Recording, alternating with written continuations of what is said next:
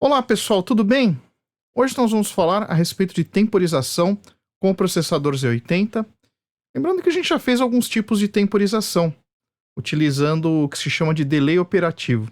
Nós vamos falar um pouquinho a respeito nesse vídeo, mas nós vamos falar principalmente desse cara aqui, ó. Esse aqui é o Z80 CTC. Ele é um chip feito justamente para a função de timer. Vou avisar para vocês que eu tomei uma surra desse chip para fazer algumas coisas, mas eu vou contar tudo para você aqui nesse vídeo que não será o único sobre o CTC, nós teremos mais 2 vídeos a respeito. Vamos começar então com entendendo o que é o CTC.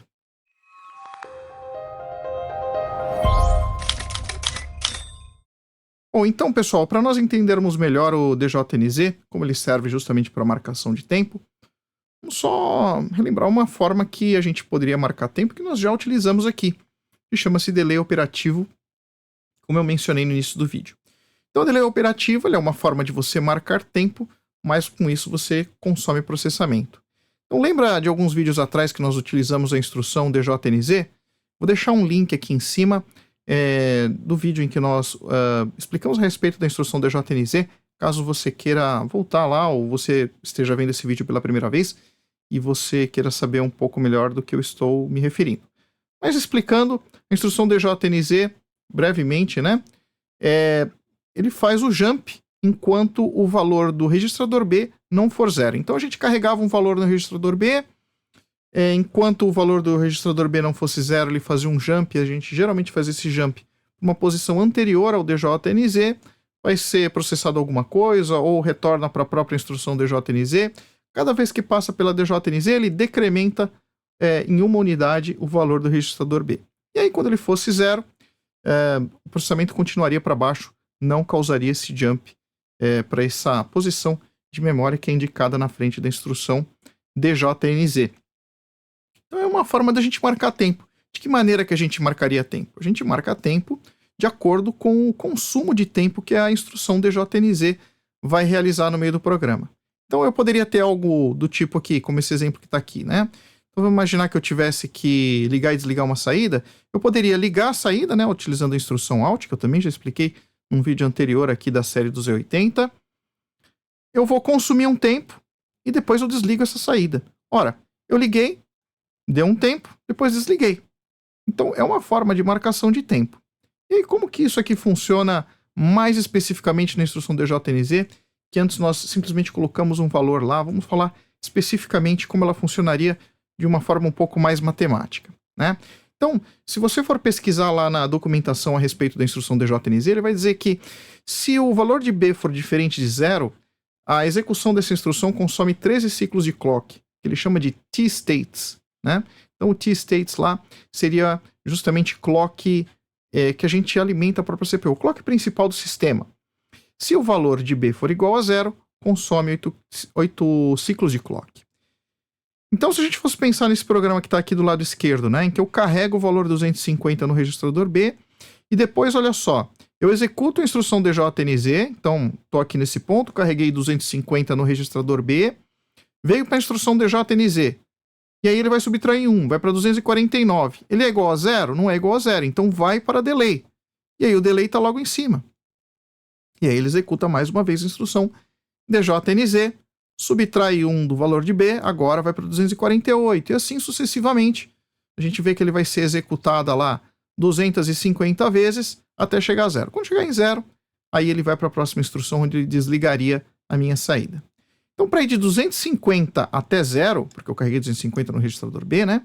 Então seriam 249 ciclos em que o B não seria 0, tá certo?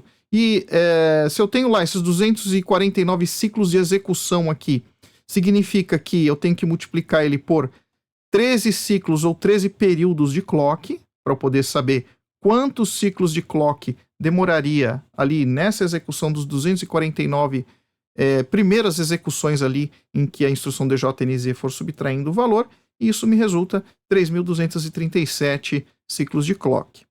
E aí eu teria um ciclo de clock, que é justamente quando dá 0 a instrução DJNZ, e aí se eu somar os 3237 com 8 dá 3245 ciclos de clock. Portanto, se eu tiver aqui, nesse momento em que eu liguei a saída, passei por esse ciclo, por essa parte aqui do meu programa, e depois fui para o desligamento da saída, o atraso que eu tenho aqui entre um e outro, ou o tempo decorrido que vai ter entre um e outro, é justamente o equivalente a 3.245 ciclos de clock. Então, com isso, foi uma forma de eu marcar tempo. Desliguei a saída, vou contar um tempo através do DJNZ, deu esse tempo, desligo a saída. Muito bem, para eu saber em tempo, justamente isso vai depender de quanto que é um ciclo de clock. Então, se o meu clock for um clock de frequência maior, vai levar menos tempo. Se for um clock de frequência menor, ele vai levar mais tempo. Então, supondo que o cristal de clock seja de 1 MHz, tá? Então, o período vai ser 1 microsegundo, porque 1 sobre, né, que é para achar o período, né, 1 sobre a frequência, 1 sobre 1 vezes 10 a sexta, dá 1 vezes 10 a menos 6, ou 1 microsegundo.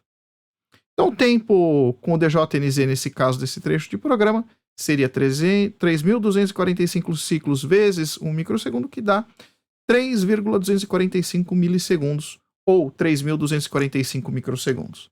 Tá certo? Então, com isso, é uma forma de marcar tempo. Mas tem um detalhe importante aqui que é bom a gente refletir, olha só. Tudo bem, eu falei a respeito desse trecho do programa em que nós ligamos a saída, aguardamos um tempo e depois desligamos a saída. Eu poderia ter um outro delay, tá certo? Para ficar um tempo com a saída tanto desligada quanto ligada. Porque aqui eu ligo, fico com esse tempo com a minha saída ligada, desligo, fico com o tempo, novamente o mesmo tempo, e aí eu teria teoricamente 50% de Duty Cycle com ela desligada aqui, para ter ela desligada, então 50% de Duty Cycle. Mas muito provavelmente você não vai usar só o seu processador para ficar ligando e desligando a saída, tá certo? Você vai ter um programa que você vai processar ali.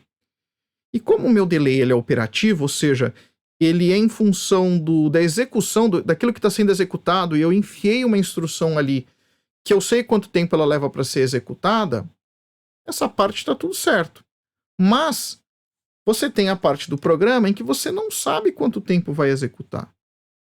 E eu fazer um programa, embora seja possível, calculando quanto tempo leva esse programa, pode ser um negócio bem complexo, visto que ele pode ter diversas condições, dependendo das condições que não são controladas, dependem de usuário, você pode levar mais tempo para executar, menos tempo para executar, tá certo? Imagina, como se fosse, se eu tivesse aqui dentro do meu programa uma instrução DJNZ com o valor de B que dependa de alguma coisa que venha de fora, de um usuário entrando com valor, etc., já não dá para saber exatamente quanto tempo vai ser. Tudo vai depender de quanto o usuário vai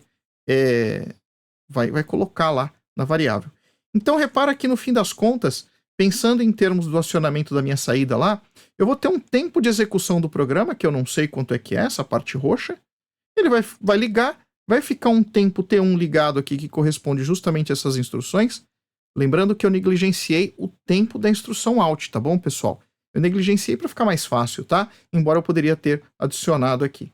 Mas o que eu quero explicar é justamente com relação à precisão, e essa parte do programa vai ser a parte que realmente vai realmente ter maior influência do que propriamente o tempo da instrução out. Mas continuando, então vai ficar esse tempo T1 ligado, que corresponderia justamente ao delay operativo que eu fiz aqui de atrasar 3,245 milissegundos.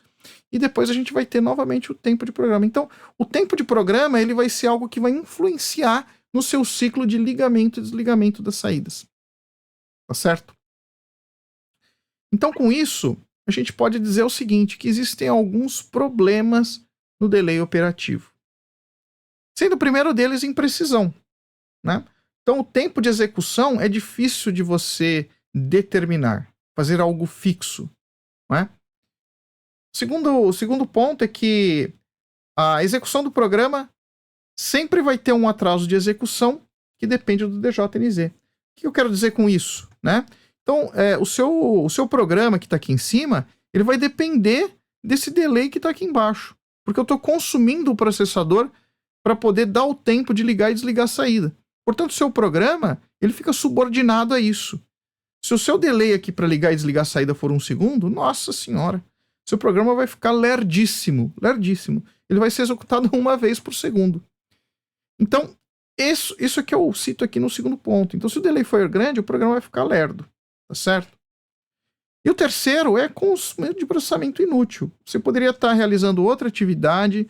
Se você tiver, dependendo do tipo de programa que você tiver, se for para realizar cálculo, se for para você atualizar uma tela, se for para você ler um teclado, tudo isso vai ficar amarrado no tempo que você colocou de delay operativo, tá?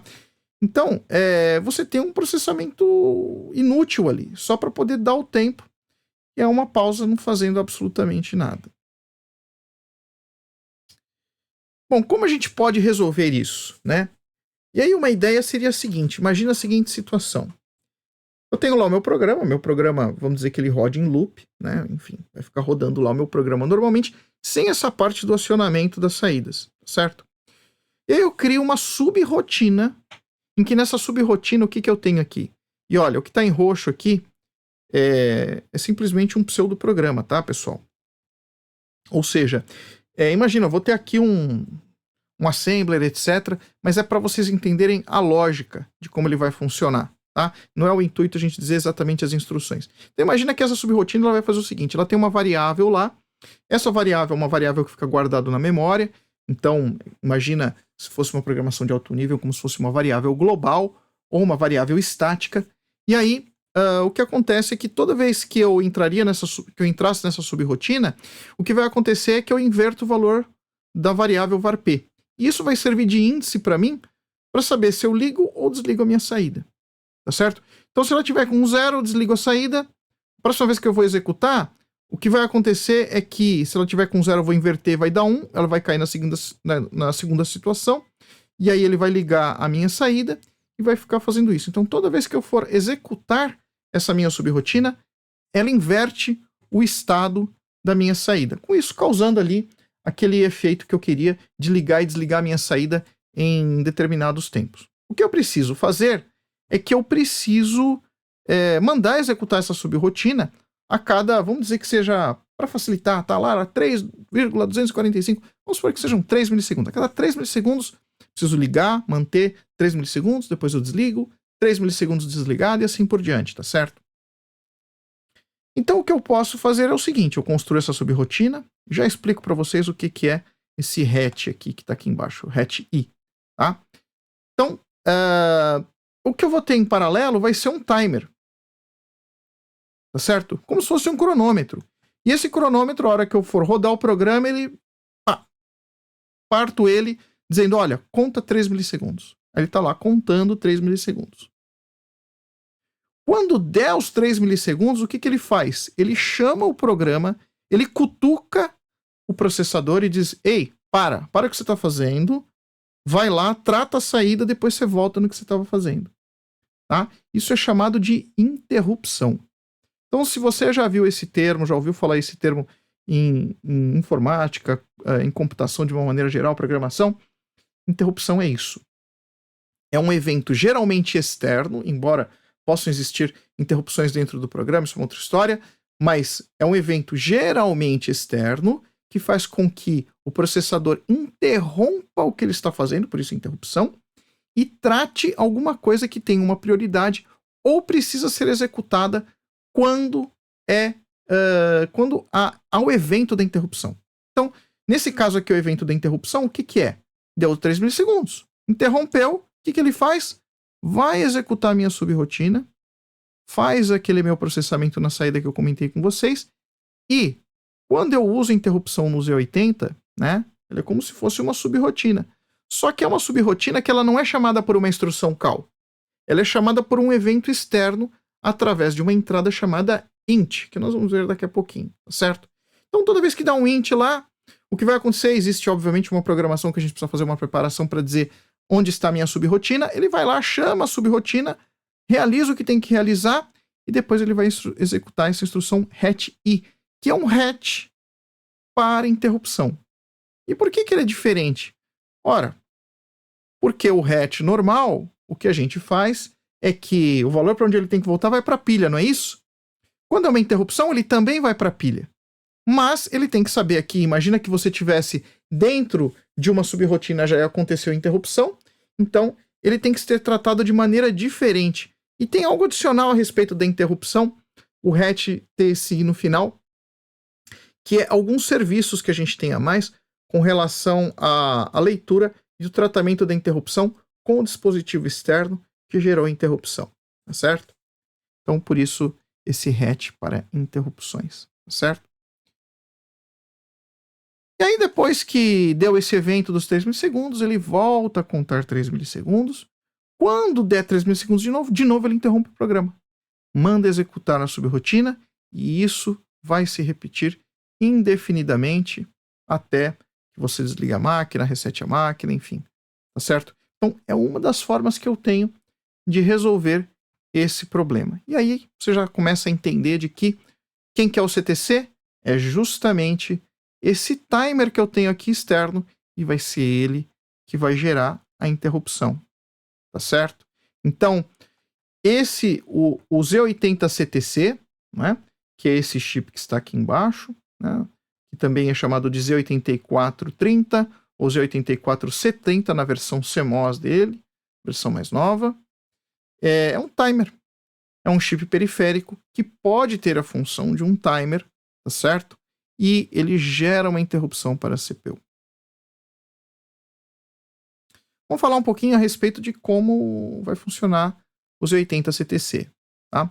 Então ele é, obviamente, um produto da linha do processador Z80, então ele é foi desenhado para ter uma interface legal com o processador Z80, assim como a gente já falou a respeito do PIO, PPI, etc., que eles têm ali alguns sinais que facilitam o interfaceamento com o processador, e o Z80CTC não é diferente.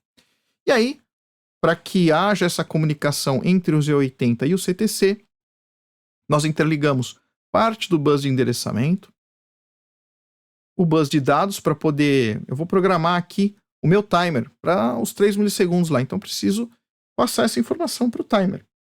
Isso é feito através do bus de dados. E, obviamente, eu tenho sinais de controle. Vai escrever uma informação, eu posso ler uma informação, quanto tempo já decorreu, antes de que ocorra a interrupção, é possível desfazer isso também, tá certo? Então, existem alguns sinais de controle. E, obviamente, um sinal que a gente comentou aqui que vai existir, que é uma saída do CTC, e ela vai para um pino de entrada do Z80, chamado int, ou barra int, ou int barrado, tá? Mas que a gente se refere como int, de uma maneira mais comum. Essa barra, obviamente, apenas quer dizer que a interrupção ela é causada no processador Z80 quando o sinal int vai para nível lógico 0, certo? Falando um pouco a respeito do CTC agora, do lado direito aqui, né? Então, lá dentro dele ele tem 4 contadores. Esses 4 contadores, eles podem ter a função de contador mesmo ou de timer. E aí, para o CTC, na documentação do CTC, na literatura, quando a gente fala timer, significa um contador que ele conta baseado no clock da CPU, que vem para cá também. Então eu tenho lá aquele clock principal de sistema da CPU, ele também alimenta o CTC, ele vai servir para uma série de serviços dentro do CTC, inclusive para você utilizar um desses contadores que você tem aqui ou mais, com a função de timer, tá certo? Outra opção que eu teria, vamos dizer que o clock da CPU seja muito rápido ou muito lento, enfim. Existem algumas regras que a gente tem que seguir, foi uma das coisas que eu apanhei, tá? Então, se você tiver um clock que seja diferente do clock da CPU, e geralmente um clock menor, tá certo? Na realidade tem que ser um clock menor, você pode utilizar esses sinais externos. Então você alimenta aqui, ao invés de ele contar baseado nos pulsos de clock da CPU, ele vai contar baseado num clock, numa base de tempo externa que você vai ter e que vai alimentar cada um desses contadores. Não precisa dizer que para eu definir um ou outro, isso é feito através da CPU Z80 e a comunicação que tem via base de dados, endereçamento, sinais de controle, escrevendo em registradores que a gente tem aqui dentro do CTC com o propósito de programá-lo, tá certo? Adicionalmente, o que existe, além do sinal de interrupção, existe para cada um desses contadores, na verdade, para os 3 primeiros, um sinal de saída dizendo que o tempo foi atingido. Eu posso usar isso para alguma outra coisa.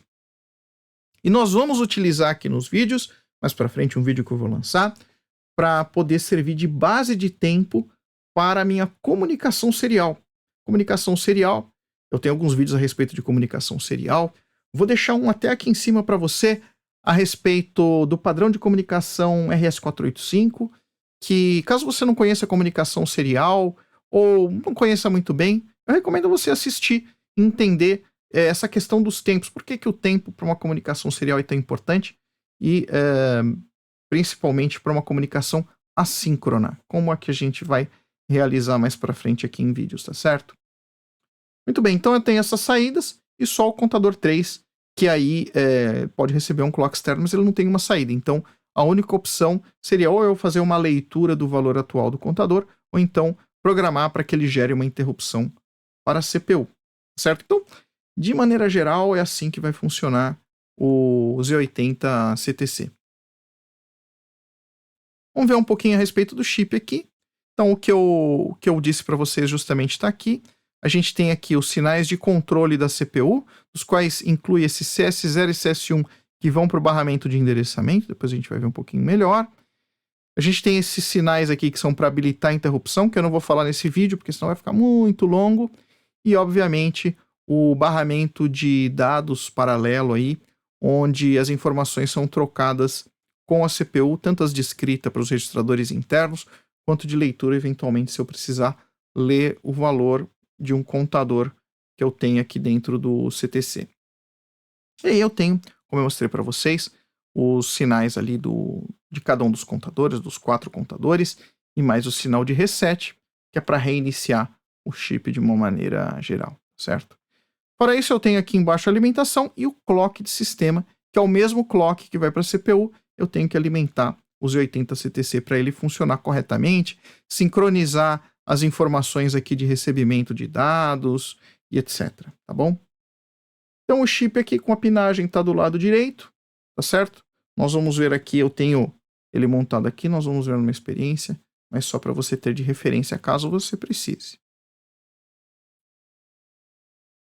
Bom, então de maneira geral, como é que vai funcionar o Z80 CTC em termos de programação? Internamente lá, como é que ele vai contar ou temporizar?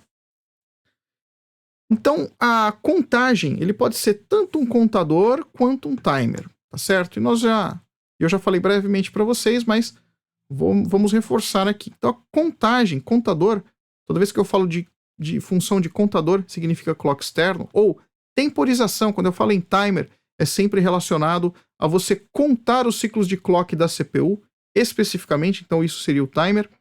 Começa de um valor escrito inicialmente pelo usuário, através dos barramentos de controle da CPU ali, que é chamado de valor de time constant, é como ele chama na documentação do Z80 CTC, ou preset. Então, às vezes a gente ouve a palavra preset, o que é?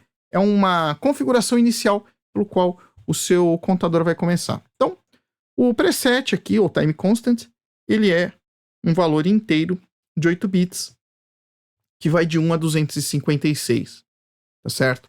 Aí você, puxa, mas de 1 a 256, mas 256 ocupa mais do que 8 bits. Nós vamos chegar lá, vou explicar para você como você programa 256. A cada pulso do clock externo ou da CPU, se ele tiver a função de counter ou de timer, o valor do preset é subtraído de 1 até chegar em 0. Então, como se fosse um DJNZ, mas em hardware e externo, fora da CPU, tá certo? Quando ele chega em 0, a saída ZCTO, ok? Que tem o TO0, TO1, TO2, TO3, que são dos devidos contadores ali, né? 0, 1 e 2, na verdade, o 3 não tem.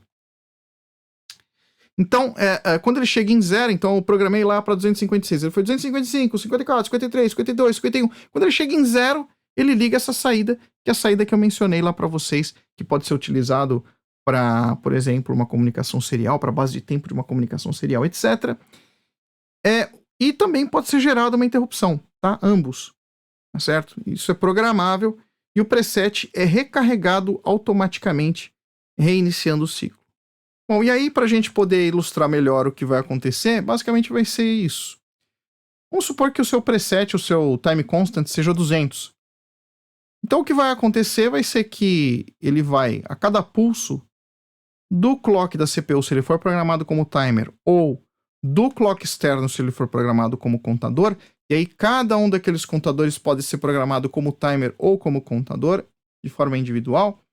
Então, a cada pulso que vai acontecer vai ser subtraído 1. Então, se ele estava com 200, vai para 199, 198, 97, até chegar em 0. Quando chegar em 0, a saída ZC-TO vai ligar e, se você programou, vai ser gerada uma interrupção, certo? E aí ele volta aqui para o início, carrega automaticamente o preset e começa tudo de novo, tá? Existem algumas formas de não carregar automaticamente, mas não vou tratar nesse vídeo, tá bom? Bom, e aí vamos ver aqui a respeito da programação do Z80CTC, tá certo? Então, como que eu faço para poder carregar dentro desses contadores esses valores de preset? Primeira coisa é que para você selecionar o contador que você quer escrever uma informação ou ler uma informação, você vai utilizar esses dois sinais, CS0 e CS1. E a recomendação é que você ligue esses sinais CS0 e CS1 nas duas primeiras linhas de endereçamento. Por quê? Para escrever um valor dentro dos contadores aqui, um valor de preset, por exemplo, você utiliza a instrução ALT. E a partir daí, se você utilizar o ALT, né, o dígito mais à direita aqui, se ele estiver em 0, significa que essas duas linhas aqui vão estar 0 e 0. Portanto, você vai estar programando o contador ou o canal, que ele chama de canal aqui, 0. Se você colocar o dígito da direita como 1, ele vai se referenciar, ele vai, obviamente, chavear lá a linha de endereçamento, né, para ficar 0, 1, e aí você vai escrever o preset no contador 1. E assim por diante, né? 0, 2, vai com o canal 2, assim, e assim por diante, tá? Importante lembrar de que aqui nós vamos utilizar de que realmente os endereços que começam com 0, ou seja, com o dígito da esquerda aqui igual a 0, vai justamente cair no CTC. Mas você poderia fazer uma lógica de maneira em que o seu CTC tivesse alocado a partir do endereço 30. E aí ia ser 30, 31, 32, 33 para você falar com cada um dos contadores internos dele lá, fazer preset, etc. Tá certo? Bom, legal. Agora que nós vimos como determinar qual é o contador que eu vou escrever uma informação, preset, etc. Que são os dados que eu posso escrever dentro do Z80CTC? Então, o primeiro deles é chamado word de controle, ou control word, tá? Essa word de controle, que é um registrador interno lá do Z80CTC, ele vai servir para você determinar algumas condições com o qual aquele contador vai trabalhar, então se vai ter interrupção ou não, e etc. E para você dizer que você vai programar essas informações que estão aqui do lado esquerdo de D1 a D7, o D0 aqui eles têm que estar com valor 1. Então, se ele tiver com valor 1, tudo que tiver aqui do lado esquerdo, nos bits mais significativos, vão ter essas funções que vocês estão vendo aí na tela de vocês, tá certo? Em que eu vou passar as principais aqui para poder facilitar e tornar o vídeo um pouco mais dinâmico, tá certo? Então, eu deixo aqui o primeiro bit, né, o bit menos significativo em 1, e aí eu faço essa programação das condições. Para começar, vamos falar do modo. Lembra que eu falei que tem o modo timer e o modo counter? Timer mode, utilizo o clock da CPU. Counter mode, utilizo o clock externo.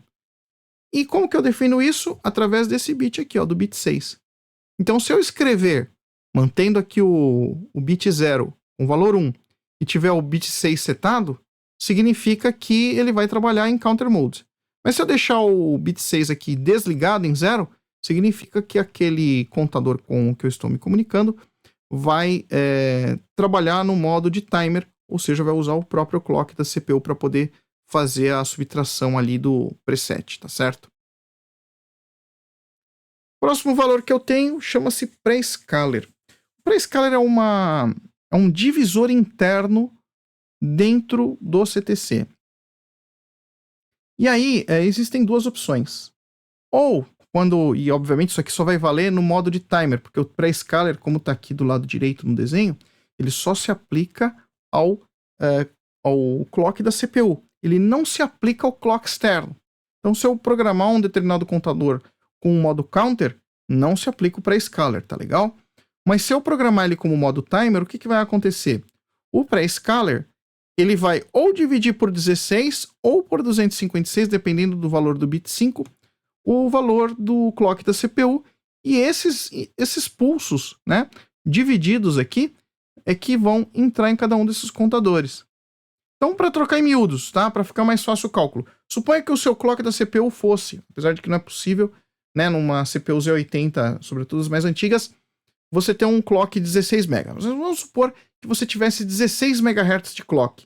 O que vai acontecer é que os teus contadores, eles não vão contar com uma frequência de pulsos aqui de 16 MHz. Se ele tiver dividido por zero aqui, ou seja, perdão, não dividido por zero.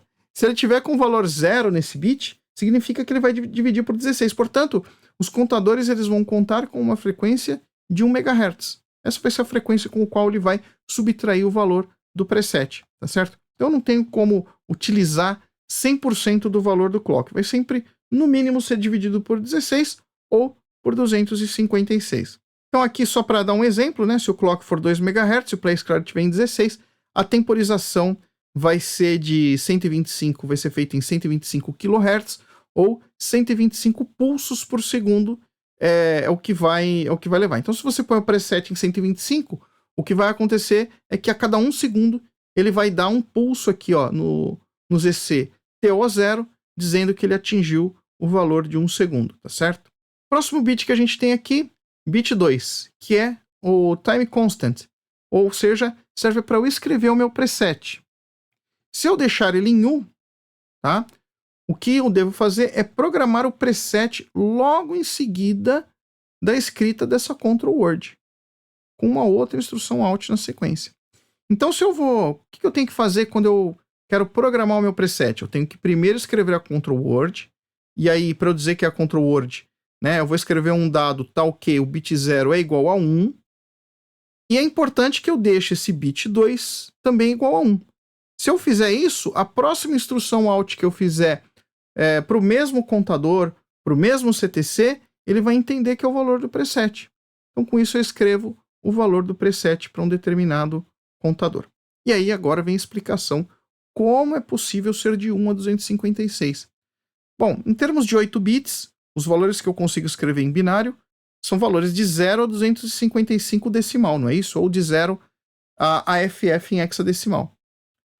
Só que eu não tenho como fazer contagem até 0. Então, o que acontece é que 0, se eu programar o preset com 0, ou meu time constant com 0, significa que eu vou ter o meu preset igual a 256 na realidade, tá certo? Então, de 1 a 255, e quando eu quero programar com 256, eu escrevo 0 no meu time constant. Mais um bit aqui importante que nós temos é com relação ao reset. Esse reset, ele é um reset de software, simplesmente reinicia o contador com o qual eu estou fazendo a minha comunicação. Diferente do reset externo por pino, que ele reseta o chip inteiro, todas as funcionalidades do chip e todos os contadores. Aqui, ele vai simplesmente resetar aquele contador que eu tenho, ou seja, vai carregar o preset novamente e vai contar a partir do preset para baixo. Bom, e com isso, pessoal, com isso que eu passei para vocês, vamos fazer uma prática aqui simples. Vamos programar o nosso CTC que eu tenho aqui no meu Z80 Proto, que é o nosso computador feito com processador Z80 e o meu CTC, obviamente, em protoboard. E nós vamos medir o sinal ZCTO. Por enquanto, nós não vamos fazer interrupção. Interrupção tem algumas outras coisas do lado da CPU que eu preciso explicar, que eu vou explicar no vídeo seguinte, tá certo?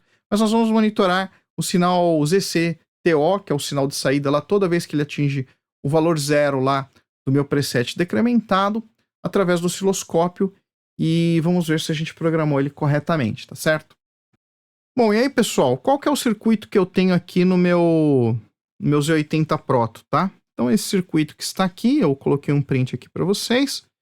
Então, de D0 a D7 vai para o barramento de dados com a CPU. Eu usei a 0 e a 1 no CS0 e CS1, como a gente comentou anteriormente aqui. O meu chip enable, o tempo inteiro desligado aqui, vai ficar em 0. Vai depender apenas dos dois últimos dígitos que eu tenho ali no A0 e A1. e eu vou trabalhar aqui com Alt 0, Alt 1, né, Alt 000, Alt 01 e assim por diante H para poder trabalhar com os meus contadores, certo? Sinal M1, que é um sinal que vem do processador, também vai estar interligado. Esse sinal é utilizado na parte de interrupção para poder sincronizar com a CPU a chamada de interrupção e o retorno da interrupção. Sinal de I/O request, o sinal read que vem da CPU para poder fazer uma leitura caso seja necessário. Vou deixar aqui ligado o sinal de interrupção da CPU, embora eu não vá, nesse vídeo aqui, ou nesse teste, fazer um software com essa parte da interrupção. E aí eu vou receber também o sinal de clock da CPU. Aqui faltou dizer, né? Esses sinais aqui, IEI e IEO, são sinais para poder habilitar a interrupção aqui, que também pouco vão importar agora nesse vídeo que nós vamos fazer. O importante aqui vai ser o seguinte, olha só o que nós vamos fazer. Nós vamos pegar esse sinal de clock, vamos fazer uma programação que está no próximo slide, e nós vamos programar o meu contador 0, tá bom? Na verdade, ele não vai ter a função de contador, vai ser timer, então meu timer 0. E o meu sinal ZCTO0 aqui, eu vou ter a saída dele que eu posso medir com o osciloscópio, mas ele vai dar impulsos assim. Por que ele vai dar impulsos? Porque eu vou colocar um clock bem pequeno, e como o tempo em que fica ligado o sinal ZCTO é apenas um ciclo de clock, o que vai acontecer é que o meu ciclo de clock, que é 2 MHz aqui, obviamente ele passa pelo preset ali, pelo pré-scaler, tá certo? Mas ainda assim ele é muito estreito, esse pulso aqui, frente ao quê? Ao tempo em que ele ficaria contando ali os valores até chegar num próximo impulso. Então, vai ficar um sinal que fica meio ruim de enxergar no osciloscópio. Então, o que eu decidi fazer? Colocar um contador. E aí o que vai acontecer é que esses impulsos, eles vão entrar nesse contador. E aí o meu contador, toda vez que eu dou um pulso, ele inverte a saída de quem? A saída do bit 0 aqui do contador, tá certo? Porque o contador ele vai contar 0, 1, 2, 3. Então, cada vez que ele vai incrementando, ele vai invertendo o sinal aqui do bit 0 do contador. E aí a gente vai ter a frequência que eu tenho aqui dividida por 2. E aí nós vamos ver isso no osciloscópio que eu tenho aqui na minha bancada e que eu vou conseguir colocar ele na tela aí para vocês, tá legal? Bom, o que é a proposta do teste? A proposta do teste é o seguinte. Eu tenho aqui na minha CPU em protoboard um cristal de 2 MHz, tá certo? Então eu instalei um cristal de 2 MHz e o objetivo vai ser obter na minha saída um sinal de frequência de 1 kHz, ou seja, aqueles impulsos, né, eles vão ter ali um período que vai ser de 1 milissegundo, tá certo? Porque 1 milissegundo invertido dá 1 kHz. E aí, no nosso circuito, que a gente puder usar o osciloscópio na saída do contador, ele vai dividir, obviamente, isso aqui por 2, então nós vamos enxergar 500 Hz, tá certo? E aí, qual que é a proposta do nosso programa? Então, eu vou colocar aqui, primeira coisa, para carregar no registrador A o valor 0,5. E por que o valor 0,5? Pelo seguinte. Primeira coisa, eu vou desabilitar a interrupção. Então, aqui o meu bit 7 aqui, ele vai ficar em 0. Vou selecionar modo de timer, porque eu vou usar o clock da própria CPU. Próximo bit aqui, eu vou dividir ele por 16. Tá certo? E aí, a gente dividindo ele por 16, eu preciso calcular quanto que tem que ser o meu preset para chegar em 1 kHz, nós já vamos chegar lá. Bom, esse outro bit aqui eu não cheguei a comentar a respeito dele, é sobre a seleção de contagem na borda de subida e borda de descida, nós não vamos usar o contador, então tanto faz, vou deixar em 0. Em seguida, o trigger do timer, que é outro que eu também não comentei, que existe possibilidade de você usar um sinal externo para poder dar o start do seu timer, mas aqui eu vou deixar para ele automaticamente ficar carregando o time constant, ou seja, quando ele chega em 0 lá, ele volta para o meu preset e começa a subtrair os valores. Time constant eu vou colocar 1. Por quê? Porque em seguida eu vou escrever o preset, não vou fazer reset, e essa é a minha control word. Como eu coloquei aqui que time constant follows, ou seja, logo em seguida eu vou escrever o meu preset, o que vai acontecer é que eu vou precisar depois de uma instrução que vai vir aqui abaixo, que é o preset, tá certo? Mas se eu for traduzir esses bits aqui da forma que está aqui em hexadecimal, para poder colocá-lo no meu programa, eu vou ficar com o valor 0,5, né? Tudo zero aqui, 0101 é 0,5 em hexadecimal. Então, por isso que eu vou escrever 5. Obviamente, vou escrever no endereço 0, porque 0 aqui, referente ao meu contador 0, principalmente o dígito que está na minha direita aqui. Em seguida, o preset, eu vou colocar o valor 125, né? Mas por que 125? Ora, se eu tiver o meu preset igual a 125 e o pré-scaler 16, né? Com uma frequência de clock de 2 MHz, olha só. O que vai acontecer no fim das contas, quando eu coloco lá um timer ou um contador para poder fazer a contagem de um valor que está vindo em clock, é como se eu estivesse dividindo esse clock pelo meu valor do preset. Portanto, se eu tenho o valor do preset e do pré-scaler, o pré-scaler já dividia a frequência naturalmente ali, de acordo com a configuração 256 ou 16, e aí o que eu preciso é multiplicar pelo valor que eu tenho lá, que eu coloquei no meu preset. Então, vou dividir os 2 MHz pela multiplicação pelo produto dos dois aqui, e aí se a gente fizer essa divisão, vocês vão ver que nós chegamos em 1 kHz, tá certo? Que é o objetivo aqui. Então, vou carregar esse programinha aqui na memória, e aí nós vamos fazer um teste aqui na nossa bancada. Bom, pessoal, e aí o que você está enxergando aí no seu vídeo é justamente a minha bancada com o Z80 Proto, só para poder situar brevemente aqui. E aqui eu tenho o CTC e aqui embaixo eu tenho o chip de comunicação serial. Então nós vamos nos focar justamente nesse cara, só para você se situar melhor olhando o seu vídeo aí. Bom, pessoal, vamos dar uma olhada então aqui na minha protoboard, tá certo? Especificamente naquela parte do CTC. Então eu tenho aqui o meu CTC, tá certo? E aí estão chegando todos os sinais que eu havia mostrado para vocês. Aqui, nesse pino aqui, é justamente onde é a minha saída ZC-T0, que é toda vez que dá o preset lá, na verdade que o preset chega a 0. Então esse sinal que está aqui, ele vai ser ligado, tá certo? Ele vai gerar um pulso lá. E aí eu liguei esse sinal justamente no meu contador aqui, né? Que está desse lado aqui. A princípio eu estou deixando o meu osciloscópio no sinal ZC-T0 aqui, tá certo? Para a gente dar uma olhada no que vai aparecer. E já está a figura do osciloscópio aparecendo aí para vocês, que é justamente aqui, nessa parte aqui que vocês devem estar enxergando já, certo? Então, vamos lá. Então, o que eu vou fazer agora, a próxima coisa que eu vou fazer, vai ser justamente ligar o meu computador, lembrando que eu já estou com o programa ali carregado, exatamente aquele programa, fazendo com que escreva o valor 0,5 primeiro no CTC e depois o preset de 125 para o contador 0. Vamos lá. Então, vou ligar aqui. Liguei e vocês já devem estar vendo aqui no osciloscópio aqui que aparecem justamente esses pulsos aqui, né? Tá certo? Só que repara que alguns desses pulsos somem. Obviamente também está ligado à questão do meu osciloscópio, é um osciloscópio simples, um osciloscópio de portátil aqui, né? Eu tenho um osciloscópio maior da Tektronix, mas também eu percebi que fenômeno semelhante acontece. Talvez algum osciloscópio que tenha uma característica profissional diferente, isso não aconteça, tá?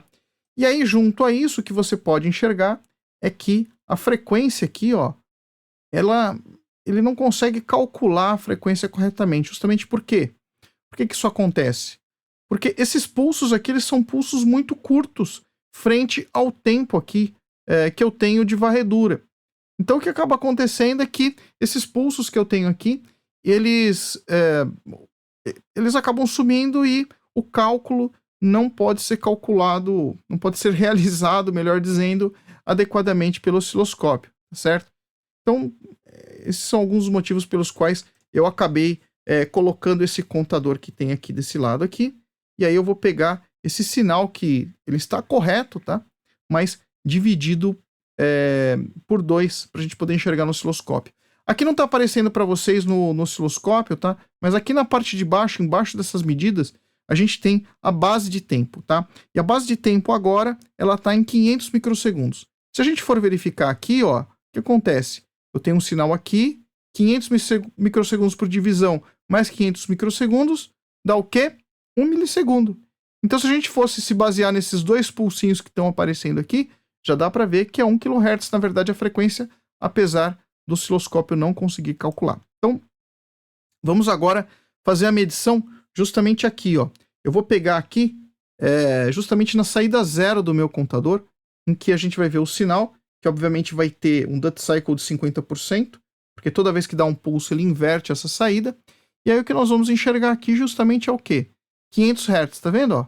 Aqui ele conseguiu calcular porque o período, ele aparece completamente, ele consegue fazer a aquisição completa do período, e aí obviamente você consegue calcular, na verdade o osciloscópio consegue calcular qual que é a frequência do sinal.